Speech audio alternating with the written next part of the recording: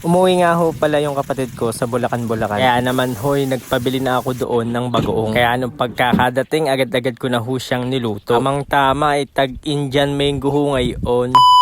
Umuwi nga ho pala yung kapatid ko sa Bulacan, Bulacan. Pag ho kasi kami umuwi ng Bulacan, Bulacan, lagi ho kami bumibili diyan ng bagoong. Ito po yung simbahan nila diyan sa Bulacan. Si inay ho kasi ay taga Bulacan, Bulacan. Kaya nung umuwi ho yung kapatid ko ay nagpabili ho ako diyan ng bagoong. At diyan ay nagpunta na po sila sa palengke. At nagpapabili din ho ako diyan ng talaba ay ayaw bumili. Isang sakong baga naman ay isasakay pa sa bus. Nako, commute lang ho kasi sila nung umuwi diyan. Kaya siya na din ho yung nag-video diyan mga katrop. At ito na ho yung bagoong na binili nila. At iyan nga ho pala ay si Tita Julie. Yan po ay kapatid po ng nanay. Sila po yung bumili ng bagoong. Magandang buhay mga katrop. Pagka-uwi nga ho pala ng kapatid ko ay agad-agad ko ho niluto diyan yung bagoong. Bago ho iyan ay magkakape po muna ako. At habang nagkakape na din ay akin na ho iyang lulutuin. Ayan at inamoy ko lang ho iyan at para malaman ko ho kung maalat. Ay biro lang. Sinala ko na nga din ho iyan para matanggal ko na po yung mga tubig. Tsak ko naman ay kawawa na naman ang mangga diyan. Ay kahit bubot pa ay mapipitas agad. Lalo ho ngayon tagmangga kaya ingat ko ho kayo mga katrops. Baka ho kayo maggamit. Ay biro lang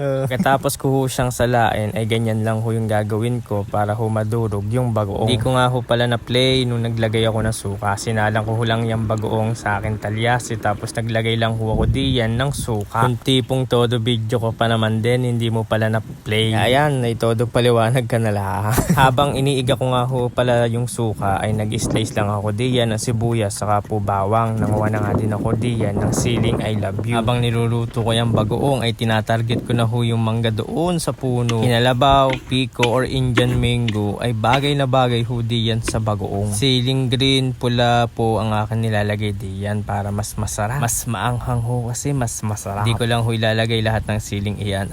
Pag yan ay nilagay ko baka hindi na ho makilala diyan yung bagoong. Masarap po ang pagkain ng bagoong tuwing bagong gising kay aking yayakapin. Ay pero lang Ayan po yung ating siling labuyo ay hindi ho nagsasawang mamunga. Mas maganda ho diyan ay napipitas kasi the more na pinipitas ho siya mas nagbibigay ho siya ng kanyang bunga. Pre, aalagaan ho din natin iyan sa dilig para mas madami pa ho siyang ibigay na blessing. Maglalagay din ho ko diyan ng siling green mga katrops. Yan nga ho pala yung ating siling panigang. Dahil madami naman ho tayo niyon eh hindi ho talaga mawawala yung siling panigang na yan. Para hong ikaw ay hindi ka ho mawawala sa piling ko. Ay bira lang Yung naiga na ho yung sukay akin na hong hinango diyan yung bagoong. Kung napapansin nyo ho yung mga natuyong iyan sa talyasi yan po yung mga asin. Kaya huhugasan ho natin iyan. Hindi ho natin isasama iyan sa pagluluto para hindi ho umalat yung aking bagoong. Mukhang madami-daming langis yung mauubos ko din. Naglagay lang ho ko diyan ng langis para makapagisa na ho ako diyan ng bawang at sibuyas. Naglagay na din ho ako diyan ng dried sili. Pagkagisa ay lalagay ko na po yung bagoong. Nagdadagdag lang ho ako diyan ng langis pagka ho pag ho nakikita kong medyo kulang pa. Baka ho kasi magtutong yung ilalim masunog. Ay gustong gusto ko na maluto ito't nangangasim na ako doon sa mangga. Naglagay na din ho ako diyan ng garlic at onion powder. Ay nung kami hong mga bata mga katrop nung kami ho'y mga bata pa ang amin nung sausawan diyan mga katrops pag wala ho kami bagoong ay patis labo. Sili lang ang kapartner na yun ay para talaga namang napakasarap na ng iyong sausawan. Kung wala naman ho kayong patis labo, toyo na meron lang hong asukal ay panamang panamana ho. Naglagay na nga din ho pala ako diyan ng tomato sauce, kimchi saka ho sili. Konting minuto na lang ho yan ay matitikman na ho natin yung masarap na mangga.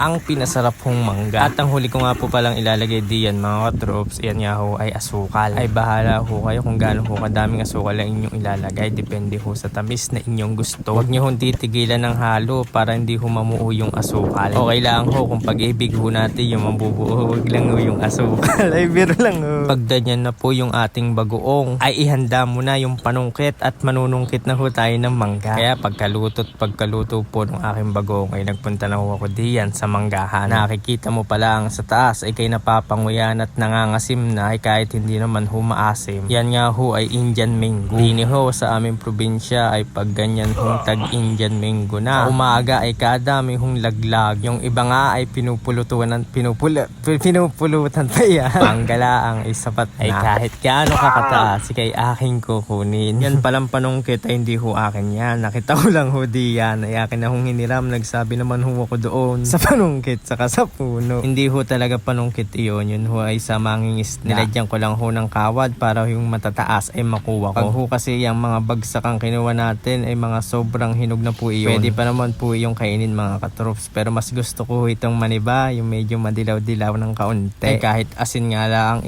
pwedeng-pwede na iyan. Or kahit wala ang asin ay panamang-panama na ho yan mga katrops. Yung tipong naglalakad ka lang din sa probinsya ay may makukuha kang mangga ay kahit balat ay pwede mo hong kainin. Basta matibay ang iyong ngipin ay hindi na kailangan ng kutsilyo. Yan lang po muna yung kinuha nating Indian mango. Sumasandok ka pala ng bagoong ay napapanguya ka na. Kain ho tayo mga katrops. Nagluto lang ho ako diyan ng bagoong para magkaroon ho tayo ng sasawan diyan sa Indian mango. Pwede na din ho diyan sa kamyas. Singkamas ho pala mga katrops, singkamas. Doon ko lang ho ilalagay yan sa garapon para magamit ho natin sa mga susunod na araw. Pwede din ho natin gawing ulam yan mga katrops. Kamatis na lang ho yung kulang o kaya po ay talong. Parang masarap hong mag Bicol Express ngayon. Ay tamang tama, pwede din ho pala ang pakbet. Anong pwede pa nga ho palang lutuin na meron hong bagoong ay iyong i-comment nga diyan sa mga trops para maluto ko din po. Ay tamang tama din ho pala din diyan yung kare-kare. Lalo na ho't madami kang bagoong ay want to sawa ka sa bagoong diyan. Pagkatapos kong kumain ay magtitimpla po ako diyan ng kape. Maraming salamat ho sa inyo mga katrops. Love love!